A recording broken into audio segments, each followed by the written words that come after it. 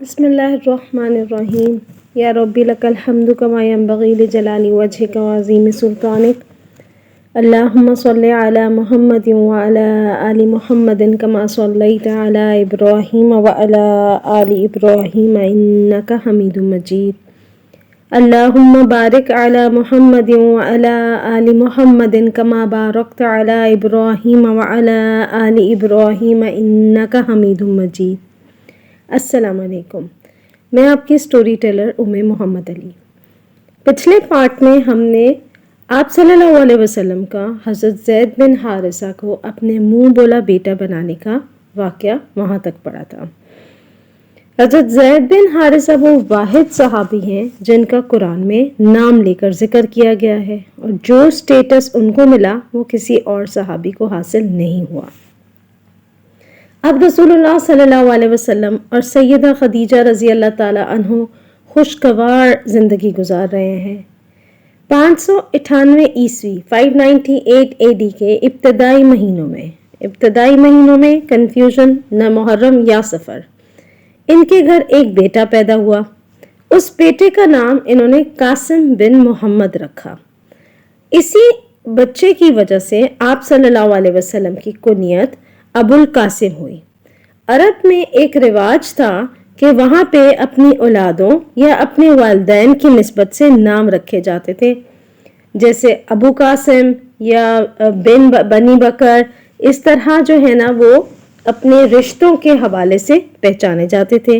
اردو میں اس اصطلاح کو کنیت کہا جاتا ہے، اور انگلش میں اس کو ٹیکنونمک کہا جاتا ہے۔ حضرت قاسم رضی اللہ تعالی عنہ 2 سال کی عمر میں ہی وفات پا گئے۔ نبوت سے 10 سال قبل 598 کے آخری مہینوں میں ذی الحجہ یا ذی القعدہ میں رسول اللہ صلی اللہ علیہ وسلم کے گھر بیٹی پیدا ہوئی، جس کا نام زینب بنت محمد رکھا گیا۔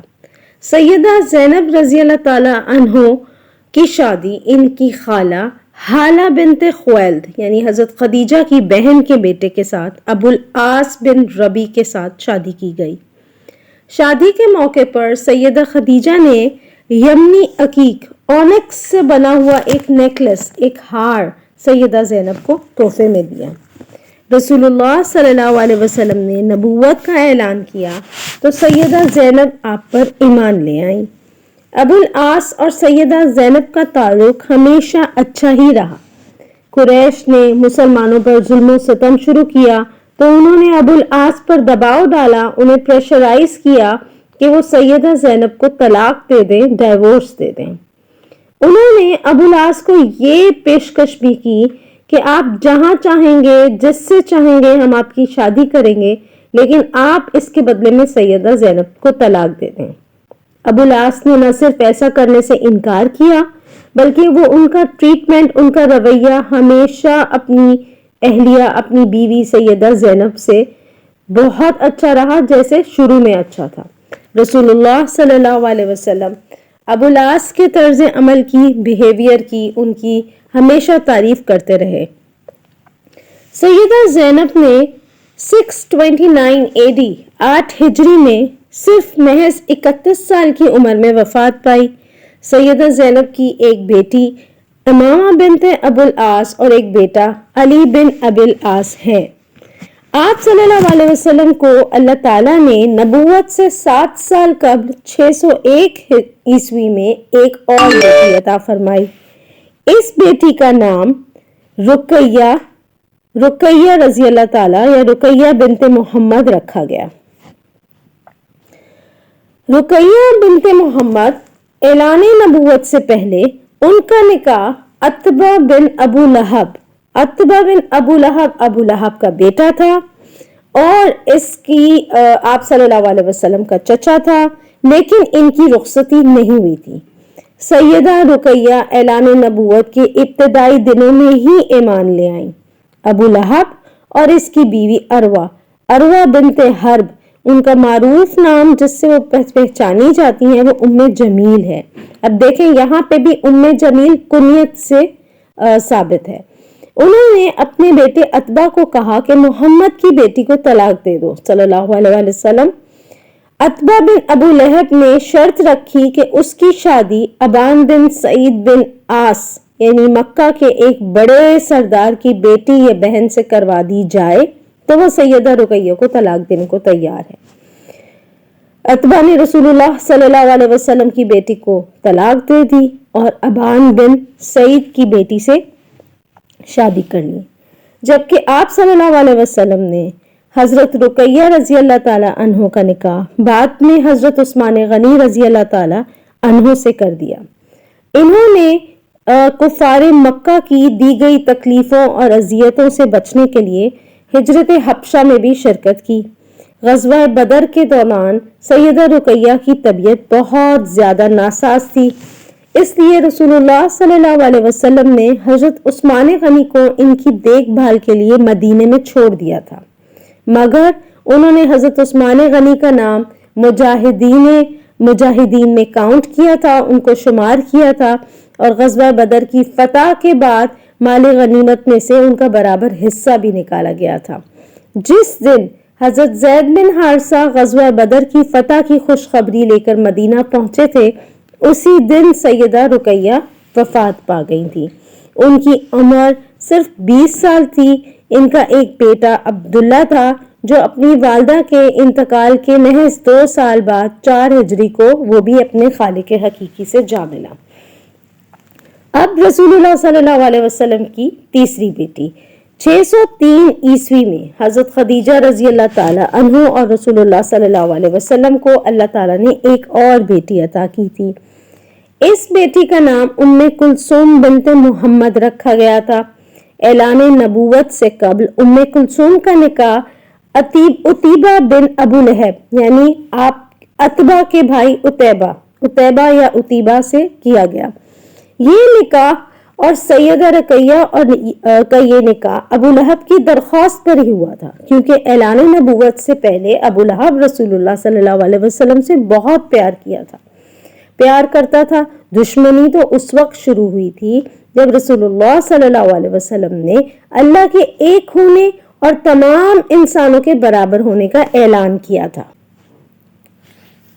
ام جمیل اور ابو لہب انہوں نے عتبہ کی طرح عتیبہ کو بھی پریشرائز کیا اور اس کو بھی سیدہ ام کلثوم کو طلاق دینے کی ترغیب دی۔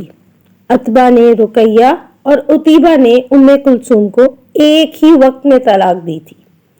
ایسا ابو لہب اور اس کے خاندان نے رسول اللہ صلی اللہ علیہ وسلم کو تکلیف دینے کے لیے کیا تھا۔ دیکھا جائے تو ماں باپ کے لیے ایک ہی وقت میں 2 بیٹیوں کی طلاق کی کتنی تکلیف بے بات ہے، کتنا دکھ اور اس وقت کتنا ان کے دلی رنج کا باعث بنی ہے بات۔ حضرت ام کلثوم کی رخصتی نہیں ہوئی تھی، وہ اپنے والدین کے گھر پہ ہی تھی۔ انہوں نے بھی آپ صلی اللہ علیہ وسلم کے پہلی وحی کے بعد اپنی والدہ کے فوراً بعد اسلام قبول کر لیا تھا۔ ہجرت مدینہ 622 سپٹمبر میں، اس کے بعد آپ صلی اللہ علیہ وسلم نے حضرت زید بن حارثہ کو ہدایات دی کہ وہ حضرت ام کلثوم اور حضرت فاطمہ کو لے کر مدینہ پہنچے۔ حضرت رقیہ کا وصال 2 ہجری میں ہوا تھا اور حضرت رقیہ کے وصال کے بعد آپ صلی اللہ علیہ وآلہ وسلم نے حضرت ام کلثوم کا نکاح حضرت عثمان رضی اللہ تعالی عنہ سے کر دیا تھا۔ ہجرت کے تیسرے سال 624 عیسوی میں یہ نکاح ہوا تھا اور 630 ہجرت کے 9ویں سال حضرت ام کلثوم وفات پا گئیں۔ یہ ایک اور جوان بیٹی تھی، 27 سالہ جوان بیٹی تھی۔ آپ صلی اللہ علیہ وسلم نے آنسوؤں کے ساتھ اپنی بیٹی کا نماز جنازہ پڑھایا۔ اسی نسبت سے حضرت عثمان غنی رضی اللہ تعالی عنہ کو ذوالنورین کا لقب دیا جاتا ہے، کیونکہ ان کے یہاں اللہ تعالیٰ کی 2 بیٹیاں یکے بعد دیگرے ان کی اہلیہ بن کے ان کی زندگی میں آئی تھیں۔ حضرت ام کلثوم کی کوئی اولاد نہیں تھی۔ اب بات کرتے ہیں حضرت فاطمہ الزہرا رضی اللہ تعالی عنہ، رسول اللہ صلی اللہ علیہ وسلم کی چوتھی اور سب سے چھوٹی بیٹی۔ کچھ روایات میں یہ ذکر ہے کہ اعلان نبوت سے 5 سال قبل اور کچھ روایت میں 1 سال پہلے کا ذکر ہے کہ سیدہ خدیجہ سے رسول اللہ صلی اللہ علیہ وسلم کو اللہ تعالیٰ نے ایک بیٹی عطا فرمائی. ان کا نام سیدہ فاطمہ الزہرا رکھا گیا، اور فاطمہ الزہرا، زہرا کا لقب، اس کا مطلب روشن اور چمکدار تھا. رسول اللہ صلی اللہ علیہ وسلم حضرت فاطمہ کو بہترین عورت کہتے تھے. وہ آپ کے لیے عزیز ترین ہستی تھیں، اور حضرت فاطمہ رضی اللہ تعالی عنہ کے ذریعے ہی ان کی اولاد کا سلسلہ چلا تھا.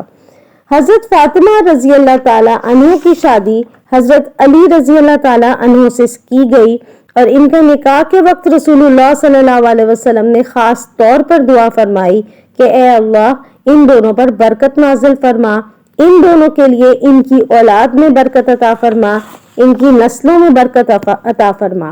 رسول اللہ صلی اللہ علیہ وسلم کے وصال کے وقت آپ کی اولاد میں سے صرف سیدہ فاطمہ ہی زندہ تھیں، لیکن آپ صلی اللہ علیہ وسلم کے وصال کے محض 6 مہینے کے بعد ہی 28 سال کی عمر میں 632 AD میں حضرت فاطمہ رضی اللہ تعالیٰ عنہ بھی انتقال فرما گئی. حضرت فاطمہ رضی اللہ تعالیٰ عنہ کی عمر ابھی چھوٹی ہی تھی جبکہ حضرت خدیجہ رضی اللہ تعالیٰ عنہ کا انتقال ہو گیا تھا. اس میں انہوں نے بہت عرصہ اپنے والد کے ساتھ سختیوں اور غربت میں گزارا، اور وہ اپنے والد کا بہت خیال رکھتی تھیں. حضرت علی سے شادی کے بعد بہت عرصہ انہوں نے اپنے شوہر کے گھر میں بھی غربت میں گزارا. گھر کے کام خود کرتی تھیں، چکی بھی پیستی تھیں، اور آپ صلی اللہ علیہ وسلم سے ایک دفعہ انہوں نے کسی غلام یا لونڈی کی درخواست کی، جس کے نتیجے میں آپ صلی اللہ علیہ وسلم نے حضرت فاطمہ رضی اللہ تعالی عنہ کو تنگ دستی کا بوجھ کم کرنے کے لیے اور تھکاوٹ کو دور کرنے کے لیے ایک تسبیح بتائی. یہ تسبیح فاطمہ کے نام سے مشہور ہے. یہ بہت خاص تحفہ ہے، اور یہ وہی تسبیح ہے جو ہم ہر نماز کے بعد پڑھتے ہیں، یعنی کہ 33 ٹائمز سبحان اللہ، 33 ٹائمز الحمدللہ، اور 34 ٹائمز اللہ اکبر. یہ بالخصوص حضرت فاطمہ رضی اللہ تعالی عنہ کو تحفہ عطا فرمایا تھا. رسول اللہ صلی اللہ علیہ وسلم کے ہاں اعلان نبوت کے تقریباً 3 سال بعد 613 عیسوی میں سیدہ خدیجہ سے اللہ کریم نے رسول اللہ صلی اللہ علیہ وسلم کو ایک اور بیٹا عطا کیا. رسول اللہ صلی اللہ علیہ وسلم نے اس کا نام عبداللہ بن محمد رکھا.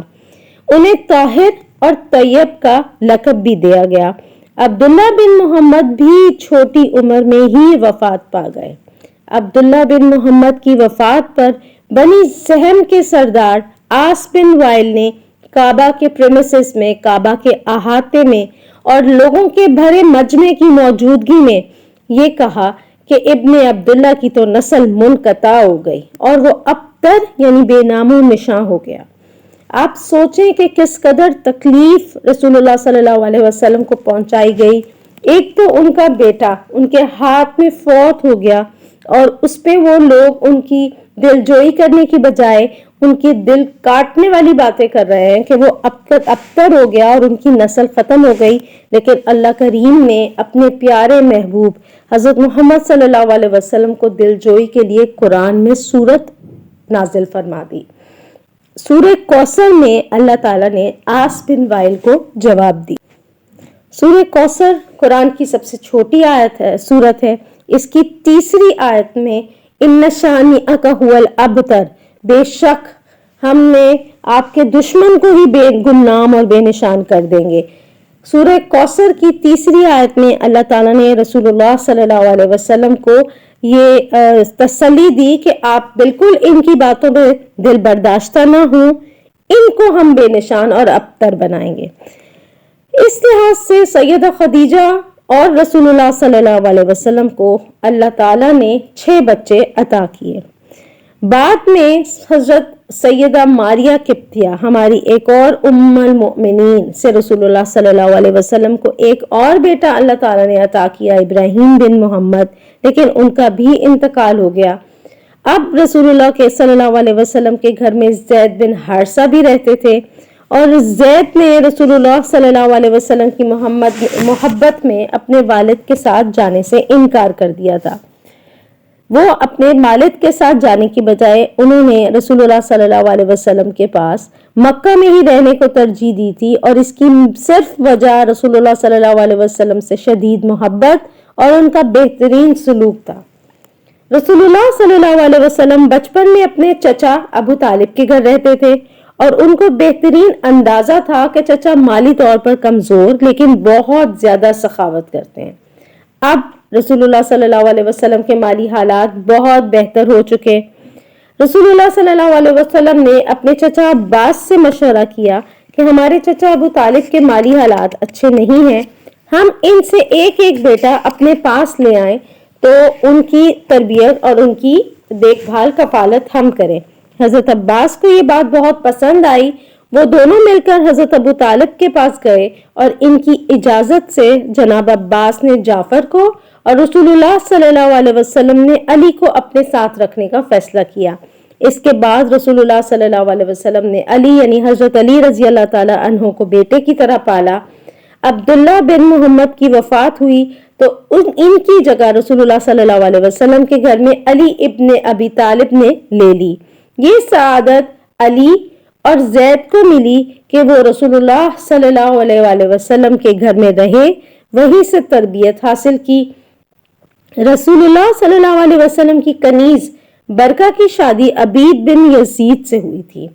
عبید بن یزید سے ہوئی تھی، وہ یثرب میں رہنے لگی۔ ان کا ایک بیٹا ایمن بن عبید، ان کے شوہر کا انتقال ہوا تو وہ وہاں سے واپس اپنے شوق سے رسول اللہ کے گھر آنے لگی، اور رسول اللہ صلی اللہ علیہ وسلم نے بعد میں برکہ کا نکاح زید بن حارثہ سے کر دیا، اور برکہ پھر سے رسول اللہ صلی اللہ علیہ وسلم کی خدمت میں رہنے لگی۔